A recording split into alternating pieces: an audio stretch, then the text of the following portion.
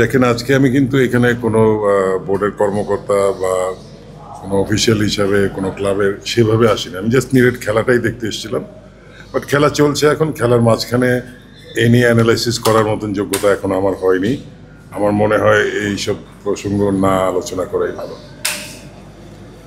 ভাই, মানে আমরা দেখতে পাচ্ছি যে এখন ক্রিকেট বোর্ডের কথা যদি বলি, আপনি অনেক বছর ক্রিকেট বোর্ডে ছিলেন, আপনার অনেক অভিজ্ঞতা।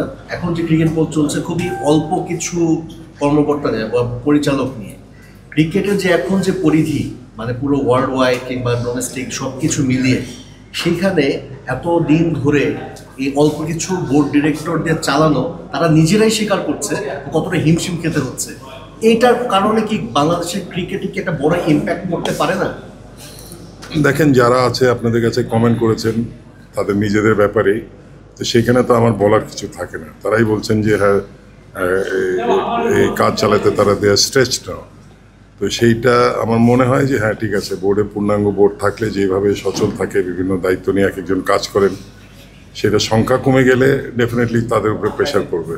আমি আমার বিশ্বাস যে এই অবস্থা থেকে উত্তরণ ঘটবে শীঘ্রই। একটা বিষয় হচ্ছে যে এই যে আমরা কিছুদিন আগে দেখতে পেলাম যে দুদকের কিছু কর্মকর্তা বোর্ডে গিয়েছেন, প্রিভিয়াস যে কমিটি ছিল তাদের কিছু অ্যাক্টিভিটিসে হয়তো অনিয়ম পাওয়া গেছে, বিশেষ করে বিপিএল এর ticketing, division, third division, second division লিগগুলো যেগুলো হয় সেগুলোতে বঙ্গবন্ধুর নামে একটা শতবর্ষ একটা প্রোগ্রাম ছিল, সেটা নিয়ে দুর্নীতির তার আলামত পেয়েছে। মানে এই যে করাপশনগুলো যে হয়েছে, আপনি তো কমিটিতে ছিলেন, আপনার কখনো এরকম নজরে এসেছিল কিনা? দেখেন, যখন যেহেতু একটা ইনভেস্টিগেশন চলছে এবং তারপরে নিশ্চয়ই ফলো আপ থাকবে, এই প্রসঙ্গে আমাদের আলাপ করা তো এখন ঠিক না। কারণ তারাও ইনভেস্টিগেট করছেন, তারাও কিন্তু কনক্লুসিভ কিছু বলেননি। হ্যাঁ, যে কিছু অভিযোগ আছে, অ্যালিগেশন আছে, সেই অনুযায়ী তারা এগিয়ে যাচ্ছেন ইনভেস্টিগেশন। এটা দেখি আমরা তারা কোন দিকে যায়, কতটুকু গড়ায়, তারপরে বলাটা আমার মনে হয় সমীচীন হবে। তার আগে এই নিয়ে আমি কমেন্ট করতে চাই না। আপনি যখন কমিটিতে ছিলেন, বোর্ড পরিচালক, অনেক সময় দেখা গেছে যে আমাদের মানে ক্রিকেট বোর্ডের যে সিইও যিনি আছেন, নিজামুদ্দিন চৌধুরী, তার একটা দেখা গেছে যে ক্রিকেট বোর্ডে একটা প্রভাব বিস্তার সে সময় ছিল ভয়ঙ্কর রকমের। অনেক সময় আপনাদের উপর দিয়েও তার একটা প্রভাব আমরা দেখতে পেয়েছি, অথবা আপনি আরো ভালো জানেন।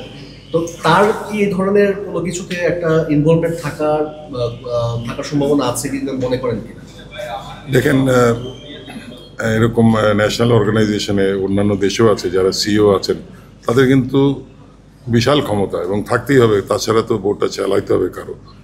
বোর্ড মেম্বারসরা পলিসি ঠিক করে দিবেন, সেটা ইমপ্লিমেন্ট করবেন হলো সিইও। সেই হিসাবে ক্ষমতা একটা পর্যায় পর্যন্ত তার থাকতেই পারে, কিন্তু এর বাইরে অন্যান্য কিছু হয়েছে কিনা এটা তো এখন তদন্ত হচ্ছে, ইনভেস্টিগেশন হচ্ছে, আমরা দেখি কি হয়। তার আগে এ ব্যাপারে কি কমেন্ট করা ঠিক হবে?